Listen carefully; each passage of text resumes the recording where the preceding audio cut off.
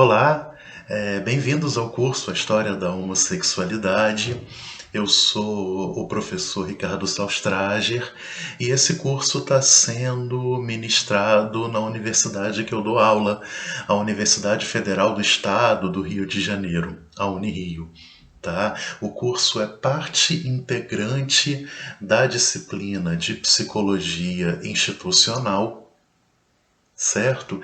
E ele vai ter como proposta tentar demonstrar como a homossexualidade foi instituída pelos mais diversos saberes cis, ou seja, pelos mais diversos saberes que estudam a subjetividade, tá?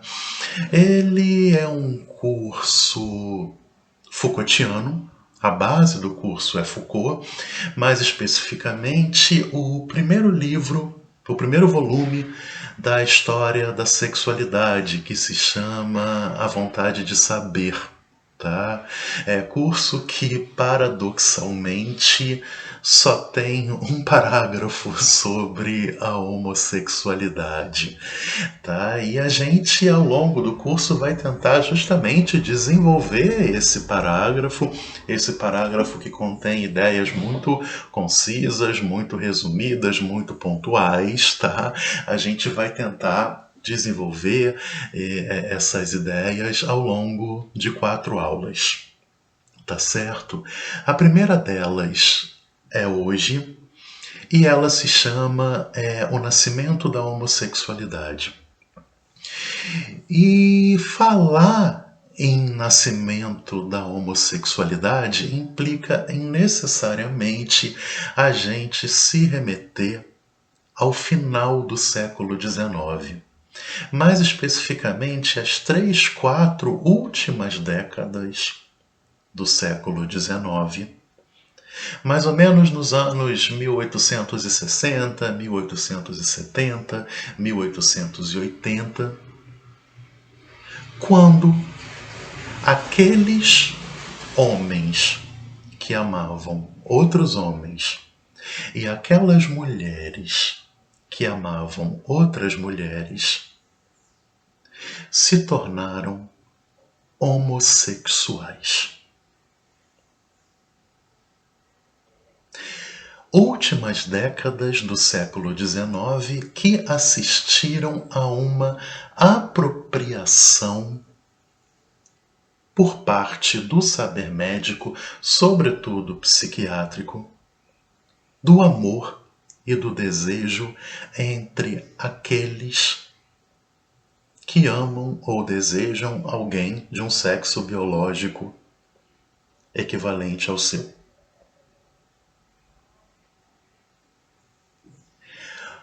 Essas 2 últimas décadas do século XIX assistiram ao fato de que homens que amavam outros homens e mulheres que amavam outras mulheres se tornaram uma coisa médica. Se tornaram alvo de todo um discurso médico encarregado de postular as mais diversas afirmações sobre o amor e o desejo entre aqueles iguais. Afirmações essas, que a gente vai ver ao longo do curso, passaram a se constituir enquanto verdades e passaram a ter na sociedade efeitos de verdades difundidas e aceitas até o dia de hoje, muitas vezes sem o necessário senso crítico. Então, falar em nascimento da homossexualidade significa em analisar o momento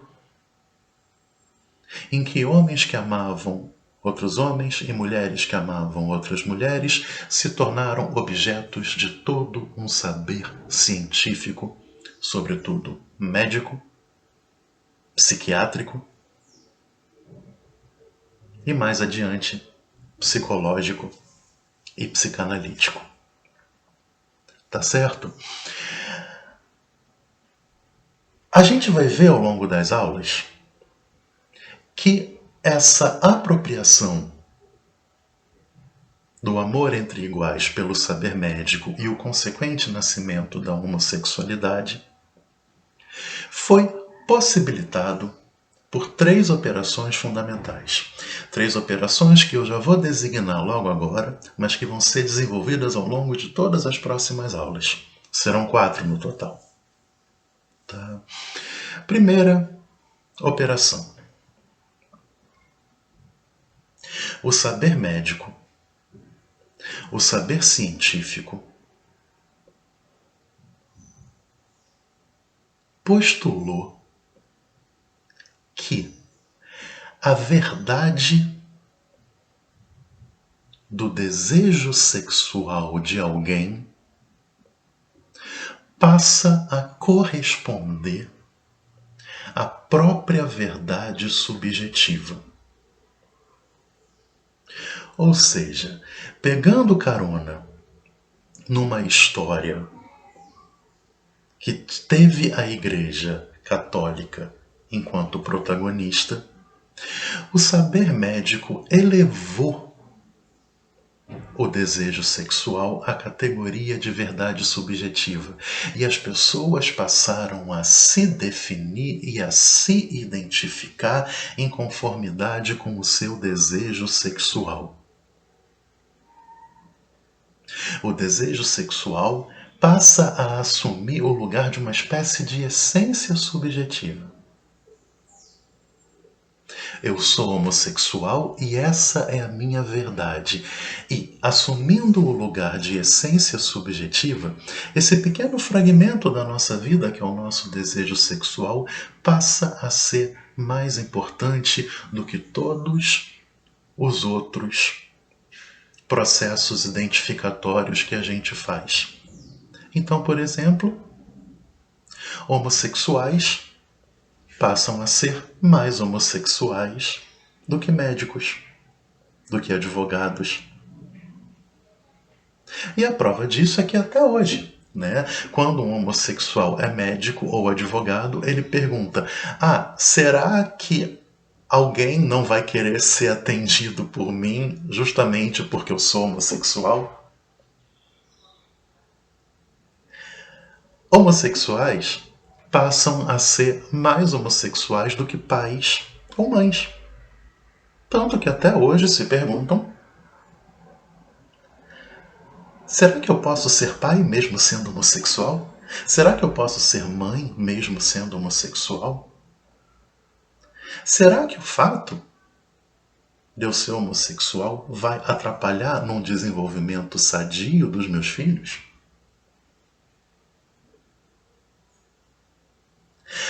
Aqueles que amam outros homens e aquelas que amam outras mulheres passaram a ser, acima de tudo, homossexuais.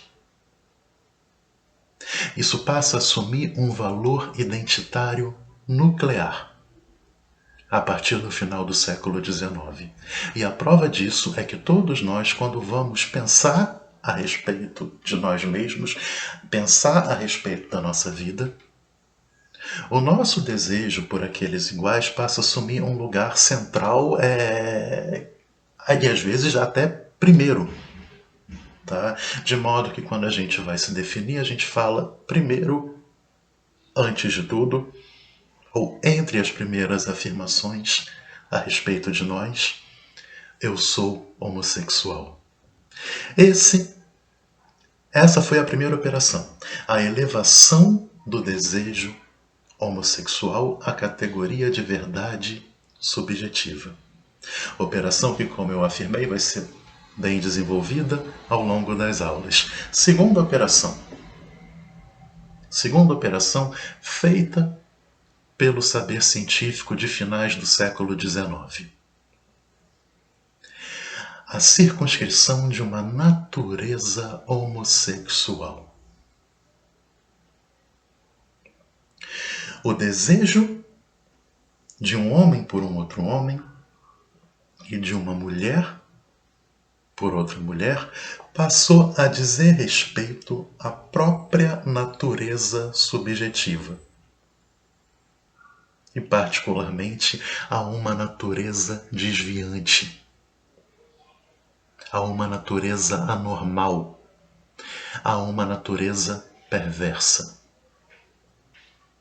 A partir daí, homens que amam outros homens e mulheres que amam outras mulheres passaram a se identificar enquanto homossexuais, e isso quer dizer que passaram a se identificar enquanto desviantes, enquanto anormais, enquanto anômalos, enquanto perversos.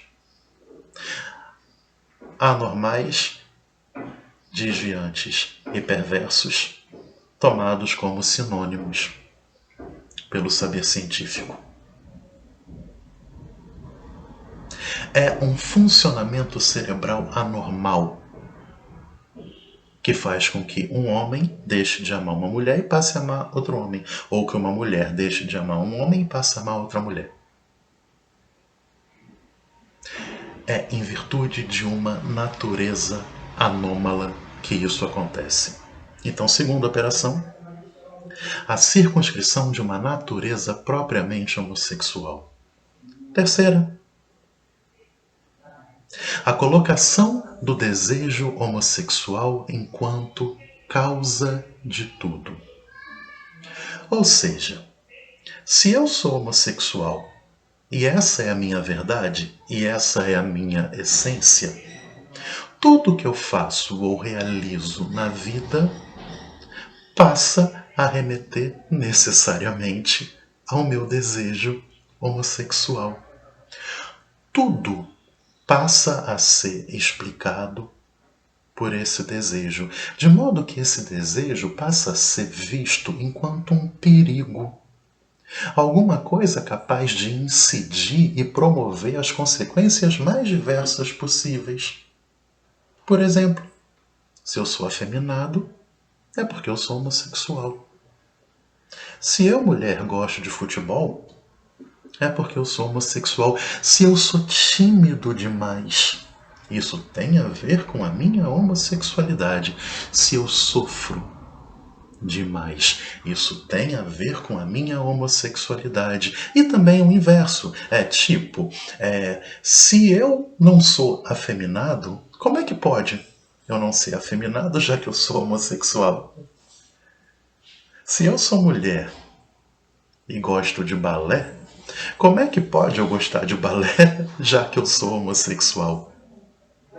Se eu gosto de heavy metal, como é que pode eu gostar de heavy metal e não de Britney ou Beyoncé se eu sou homossexual? Terceira operação. A colocação do desejo homossexual enquanto um perigo capaz de causar as mais diversas consequências na vida subjetiva, de modo que ele passa a explicar grande parte dos comportamentos subjetivos. Segundo o Foucault, foi através dessas três operações que ele apenas menciona e não desenvolve que a homossexualidade foi instituída pelo saber médico e pelo saber científico.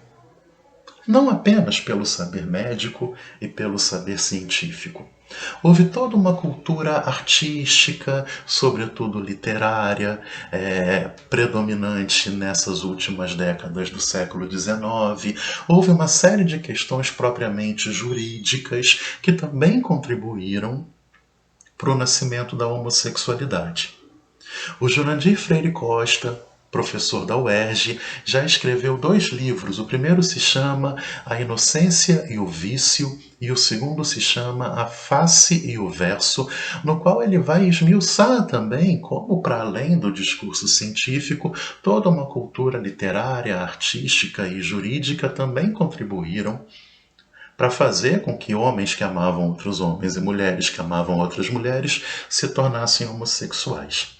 Mas aqui nesse curso, a gente só vai focalizar na parte que cabe ao discurso científico, pelas próprias limitações que existem em qualquer curso que a gente dá. tá? De repente, em cursos posteriores, a gente explora os outros fatores. Então, vamos lá. Como é que, no século XIX, homens que amavam outros homens e mulheres que amavam outras mulheres passaram a se tornar homossexuais, e isso em virtude da apropriação desse amor e desse desejo por todo um saber científico? Bom, vamos lá. Sempre houve, óbvio, né, homens que amavam outros homens e mulheres que amavam outras mulheres. E ao longo da história da humanidade, eles foram tratados de forma diferente, em conformidade com a época, e com a sociedade. Tá? Se a gente fizer um breve resumo histórico de como esse amor era tratado através dos séculos, a gente vai verificar, por exemplo, que na antiguidade, mais especificamente na Grécia Antiga, havia uma certa valorização do amor pederástico. Esse amor pederástico que é alvo da análise do Foucault no segundo volume da História da Sexualidade, o uso dos prazeres, né? E que dizia respeito ao vínculo erótico que existia entre um mestre e um aluno, tá? Entre um filósofo e o seu aprendiz. Certo? A sabedoria de um era completamente alvo do amor do outro, e a jovialidade de um era o objeto de amor do outro. Tá?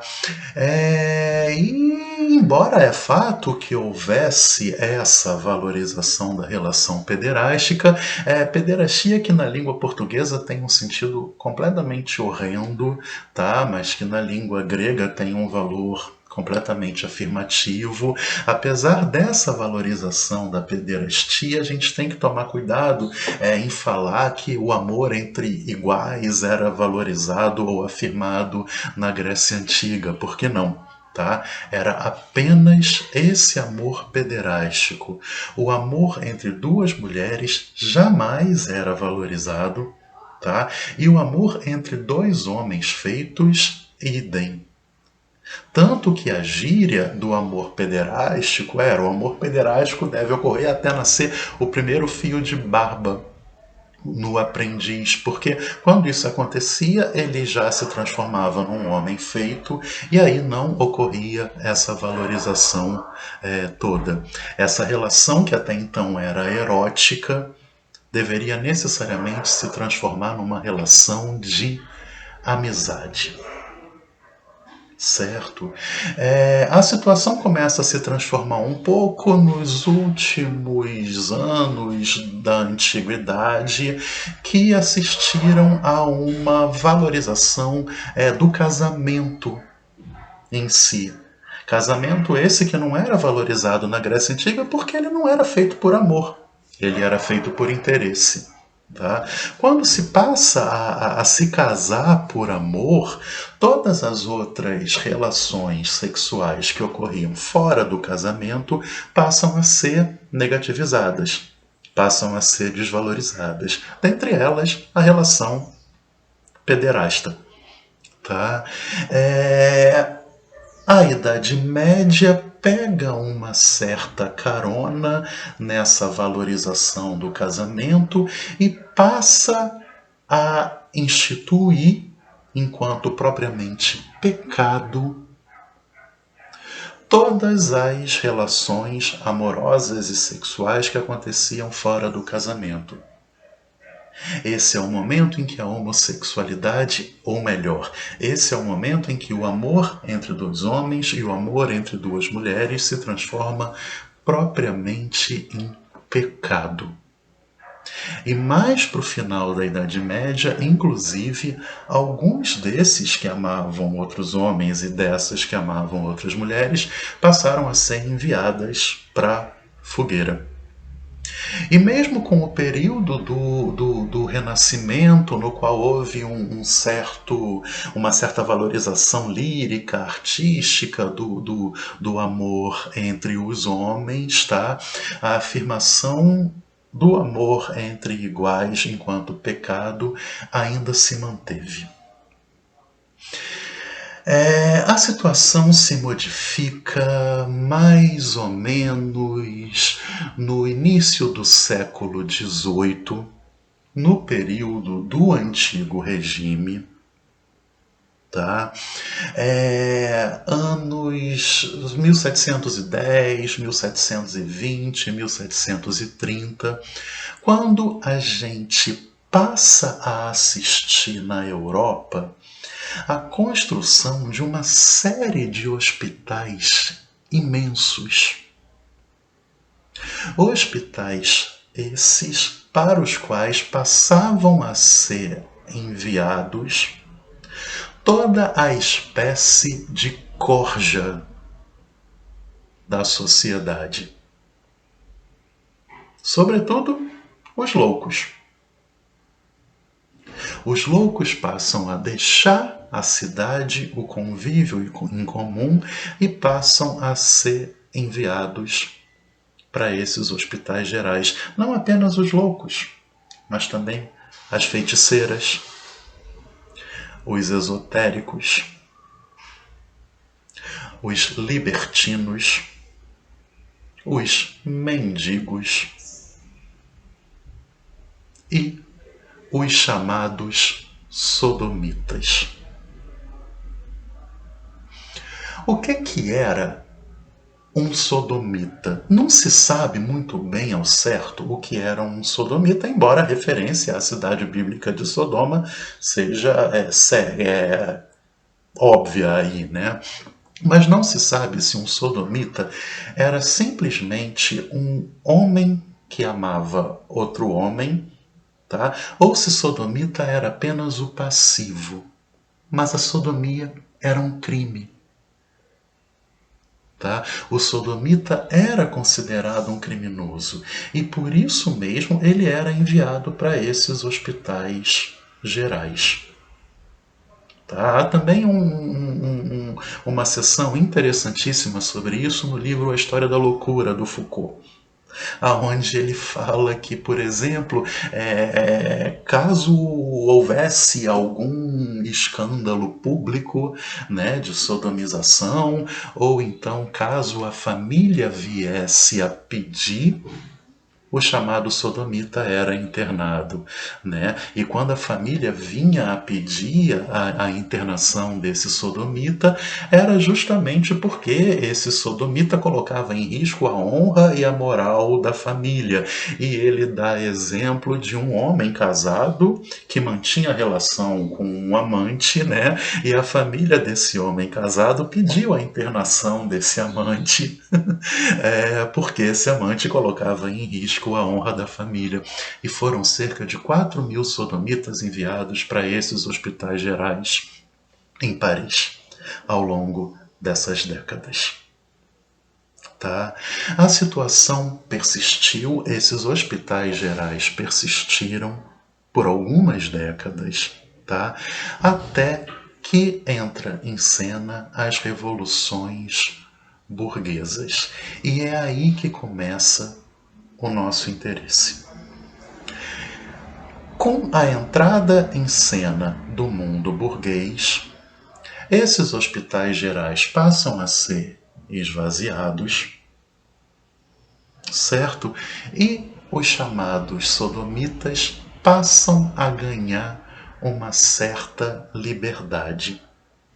Porém, ainda sendo constantemente alvo de polícia. Em alguns países da Europa, como a França, por exemplo, houve um grande relaxamento das leis a respeito da penalização da sodomia. Em outros países, não. Ou seja, recorrentemente, Homens que amavam outros homens eram enviados agora para as prisões e não mais para aqueles hospitais gerais. E como muitos desses homens eram pessoas muito nobres e muito eminentes na sociedade, isso sempre acabava gerando um certo escândalo.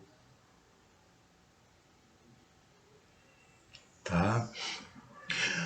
O homem que amava, um homem que amava outro homem e uma mulher que amava outra mulher passa, com a entrada em cena da sociedade burguesa, a ser objeto da polícia. É a polícia que se apropria dele.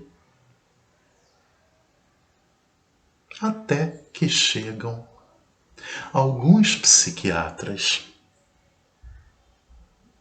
Segundo o Lanterri-Loha, no livro Leitura das Perversões, tá, que faz a epistemologia de todo esse período, ele diz que alguns desses psiquiatras vieram munidos da maior das boas intenções. Vamos parar de prender esses sujeitos porque eles não são criminosos. Eles são anormais. Eles são desviantes. Eles são perversos. E por isso merecem ser tratados. Alguns desses médicos, sobretudo os alemães, país no qual a legislação era mais severa, assim agiram com a maior das boas fés, com a maior da boa fé possível. Tá? É algo muito semelhante ao que acontece até hoje em dia, quando um criminoso alega eu tenho um transtorno bipolar e tem a pena revista ou coisa do tipo. Tá? Esses psiquiatras chegaram, tá, e falaram assim, olha, eles são anormais, eles não são criminosos, eles são desviantes, eles não são criminosos, eles não merecem ser presos, eles merecem ser tratados. E assim, homens que amam outros homens e mulheres que amam outras mulheres passaram a ser objetos de estudo, análise e tratamento do discurso científico, ou por parte do discurso científico. Alguns desses médicos agiram de boa fé, embora não tivessem noção do tamanho efeito colateral que isso ia gerar, tanto que até hoje, em 2021, a gente se acha anormal, a gente se acha desviante, a gente se acha perverso, já que a gente vive numa sociedade no qual o cientista é aquele creditado para dizer as verdades sobre tudo e, bem ou mal, essa é uma verdade dita e constantemente reafirmada por uma série de cientistas. Agora, outros assim o fizeram por questões simplesmente morais. Outros declararam que nós somos desviantes, que nós somos perversos, que nós somos anormais por simples questões morais. Mas fato é que, de um modo ou de outro, mais ou menos pelo final do século XIX, a gente se tornou alvo do saber científico. E não deixamos de sê-lo até hoje. Vamos ver em detalhes como tudo isso aconteceu. Bom, vamos lá. Nessa última parte da aula, para a gente tentar examinar em detalhes como é que se deu essa apropriação do amor entre iguais pelo saber médico, a gente vai ter como pressuposto uma afirmação crucial do Foucault, talvez a afirmação mais importante da teoria do Foucault, de que o poder, mais do que repressor, ele é produtor.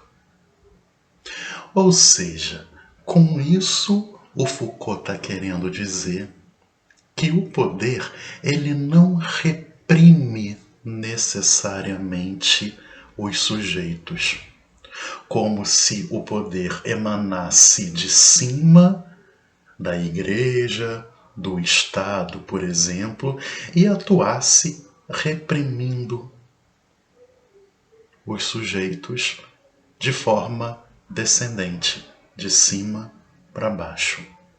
Não. O Foucault vai dizer que o poder ele não atua apenas nessa forma descendente, de cima para baixo, mas também de baixo para cima, da direita para a esquerda, da esquerda para a direita, em todas as diagonais possíveis, em todas as direções imagináveis. Em meio a essa teia de poderes que ele vai designar de uma trama microfísica de poderes, o poder acaba se constituindo como, muito mais do que repressor, produtor. Ou seja, o poder não reprime os indivíduos. O poder produz os indivíduos. E é justamente esse o gancho que a gente precisa para tentar entender como o poder da ciência produziu o homossexual.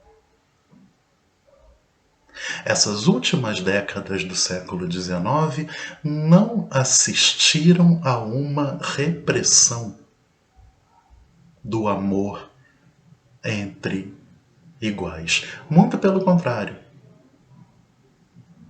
Alguns países da Europa assistiram até a um certo afrouxamento das leis em relação ao crime da sodomia.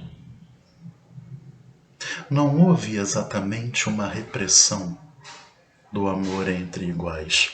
Houve a produção da figura do homossexual. Sodomitas deixaram de ser sodomitas para serem homossexuais.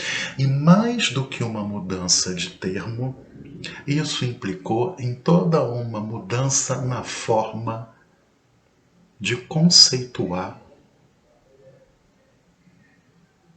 aqueles que amavam alguém de um sexo biológico equivalente ao seu. A homossexualidade é um produto da ciência. Ou seja, homossexuais não foram reprimidos por serem homossexuais. Ou melhor, homens que amavam outros homens não foram reprimidos pela sociedade por serem homossexuais. Homens que amavam outros homens passaram a ser homossexuais. Ou melhor, a serem disciplinados a serem homossexuais. Por que disciplinados? Por que homens que amavam outros homens e mulheres que amavam outras mulheres foram disciplinados para serem homossexuais? Porque essa sociedade que marca o fim do antigo regime e o surgimento da sociedade burguesa se constituiu para o Foucault enquanto propriamente uma sociedade disciplinar. E isso é bem esmiuçado no Vigiar e Punir, livro clássico do Foucault. O que acontece? O que aconteceu? A sociedade do antigo regime era aquela sociedade marcada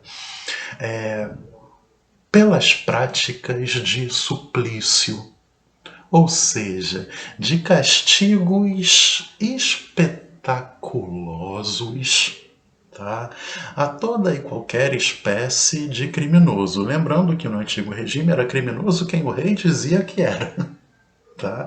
Então, se o rei dizia que alguém era criminoso, esse alguém era criminoso e ele sofria essa prática de suplício, castigos imensos aplicados neles em praças públicas. E o Foucault, inclusive, abre o Vigiar e Punir narrando uma cena dessas práticas de suplício. Tá?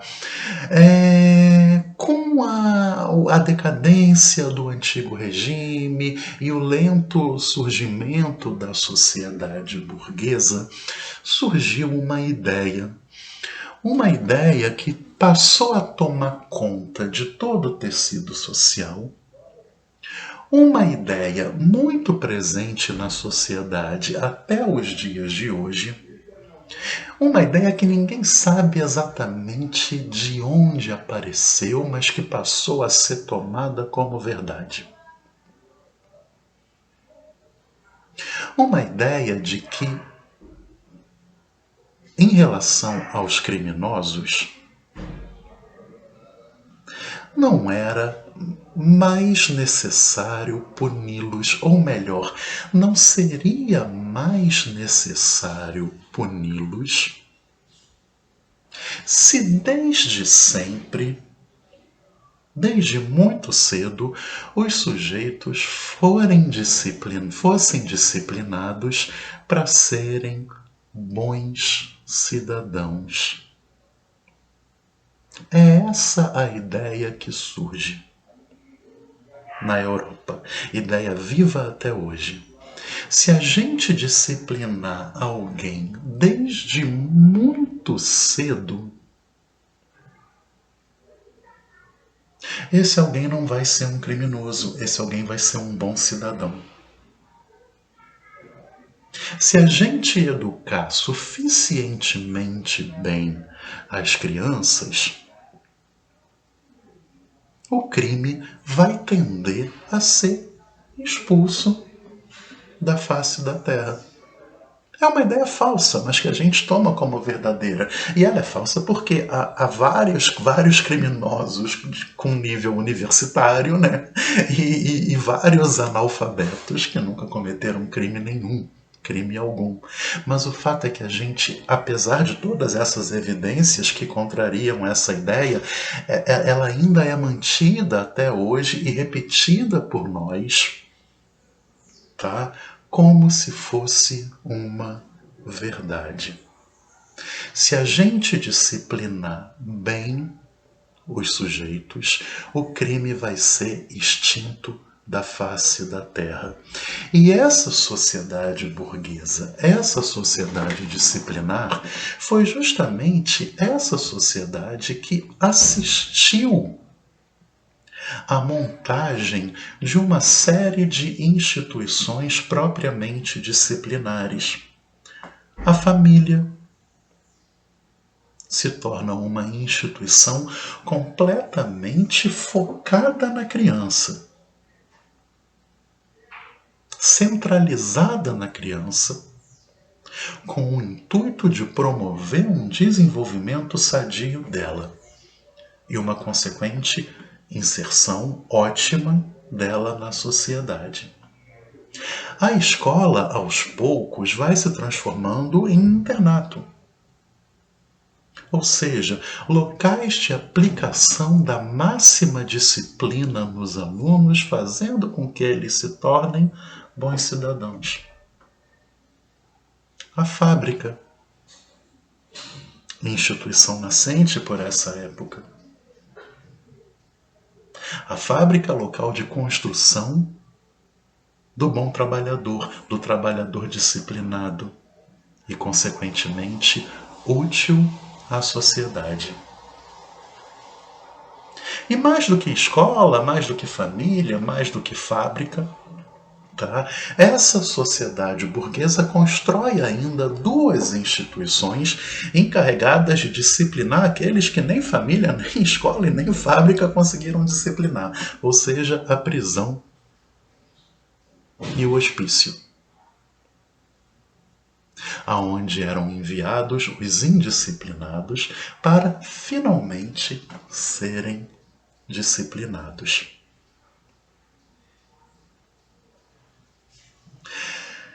Só que qual é a questão de tudo isso?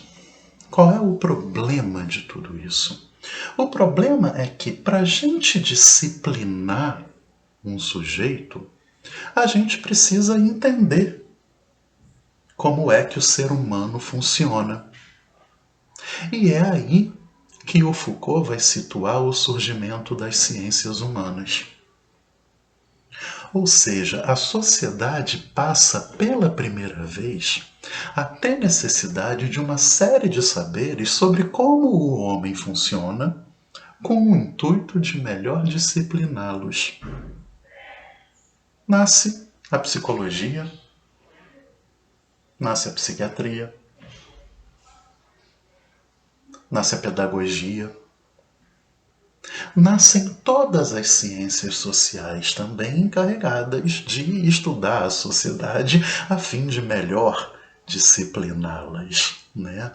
E assim uma série de cientistas humanos e sociais passam a invadir família, escola, fábrica, hospícios, prisões, dentre outras, com uma série de prescrições sobre como deve ser um sujeito bem disciplinado. O problema foi que essa disciplinarização acabou contribuindo para a construção de uma certa normatização dos sujeitos. Por exemplo, essa sociedade é a sociedade que assiste cientistas humanos e sociais invadindo a família para dizer, segundo os padrões científicos, o que é, por exemplo, uma boa família,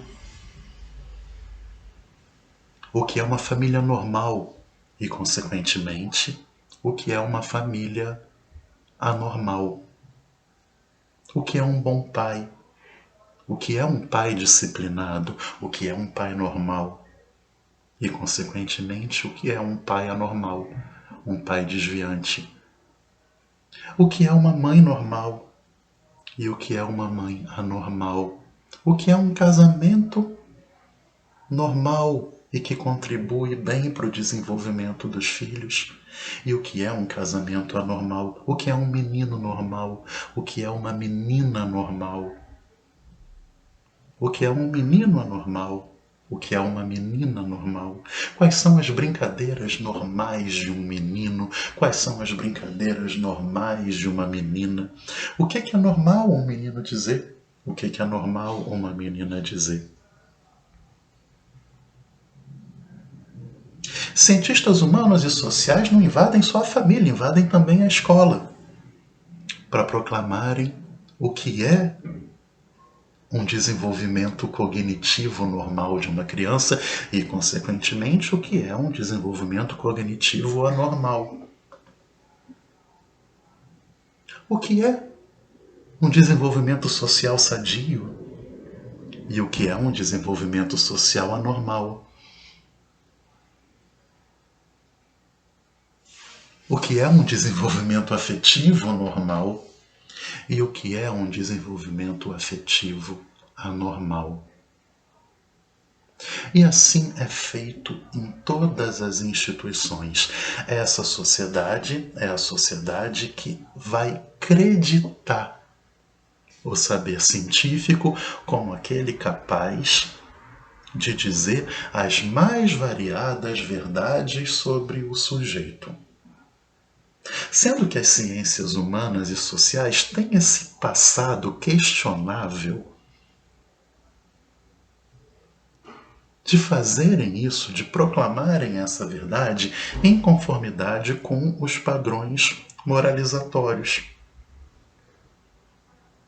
E é assim que a gente entende a afirmação do Foucault que eu falei lá atrás, que o poder mais do que repressor é produtivo.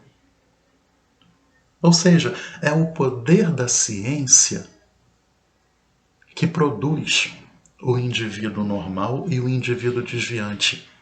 É o poder da ciência que produziu o que é uma família normal e uma família desviante, o que é um pai normal e um pai desviante, uma mãe normal e uma mãe desviante, um professor normal e um professor anormal, um aluno normal e um aluno anormal. Esses indivíduos Eles não eram entidades já existentes que o poder da ciência chegou e atuou sobre eles reprimindo. Não.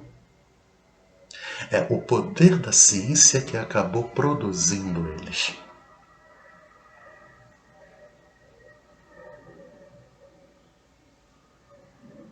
E o que a gente faz com os anormais?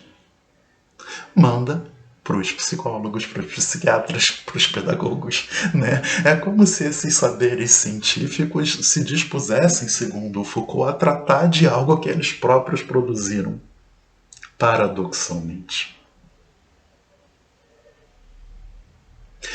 E óbvio que não tardou muito para que toda essa artimanha moralizatória do discurso científico também atingisse o domínio da sexualidade. E isso vai ser bem exposto nos Anormais, no livro Os Anormais, livro oriundo de um curso que o Foucault deu durante a década de 70 no Collège de France. Tá? Essa divisão moralizatória dos indivíduos e das manifestações subjetivas normais ou desviantes passaram a atingir a sexualidade. E médicos, sobretudo, psiquiatras, sobretudo, passaram a construir a ideia de que há uma sexualidade normal e uma sexualidade desviante. Como a gente vai ver em detalhes na aula que vem, eles trazem para o domínio médico a ideia de um instinto sexual, ou seja, aquilo que governa a nossa sexualidade. De um modo que um funcionamento instintivo normal gerava a atração genital de um sexo pelo outro. E tudo o que escapava a essa relação genital passava a ser atrelada ao domínio da anormalidade, ao domínio do desvio e o termo preferido, ao domínio da perversão. Tudo aquilo que escapa a uma relação genital passa a ser uma manifestação perversa.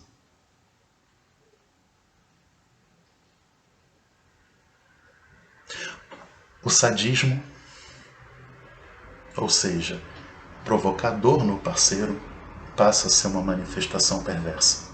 O masoquismo, ou seja, o prazer em sentir dor, passa a ser uma perversão. O voyeurismo, o prazer em olhar, passa a ser uma perversão. O exibicionismo, o prazer em ser olhado, passa a ser uma perversão. O fetichismo, ou seja, a atração por um objeto sexual qualquer que escape à genitália, passa a ser tido como uma perversão. E dentre eles, o amor entre dois homens ou entre duas mulheres também passa a ser uma perversão. E foi com esse argumento que cientistas, sobretudo os psiquiatras, chegaram aos juristas na tentativa de livrar homens que amavam outros homens da prisão. No Império Austro-Húngaro também as mulheres eram presas. Tá? Foi com esse argumento de que esse comportamento era da ordem de uma anormalidade, de um desvio ou de uma perversão, que médicos, sobretudo psiquiatras, conseguiram se apropriar, retirar o amor entre iguais do domínio dos tribunais, passando a atrelá-los ao domínio da ciência. Eles não são criminosos, eles são simplesmente perversos. E isso quer dizer que eles não merecem ser presos. Eles merecem ser tratados. E foi com essa ideia que nasceu a homossexualidade. Quando o amor entre iguais passa a ser objeto de estudo, análise e tratamento do discurso científico, sobretudo médico, que passa a ser encarregado de postular as mais variadas verdades a respeito da gente. O termo homossexualidade data de 1869. Foi um termo forjado por um médico húngaro chamado Károly Maria Kertneby.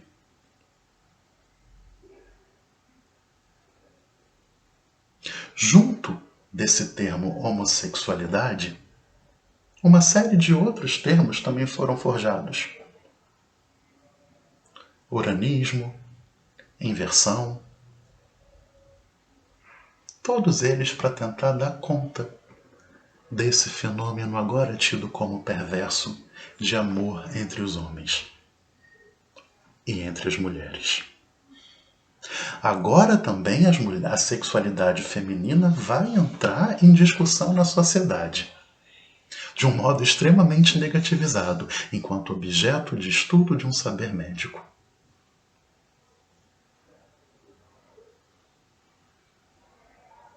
E é isso que a gente vai ver em detalhes na aula que vem. As mais diversas concepções do saber médico a respeito dos agora homossexuais. Até lá!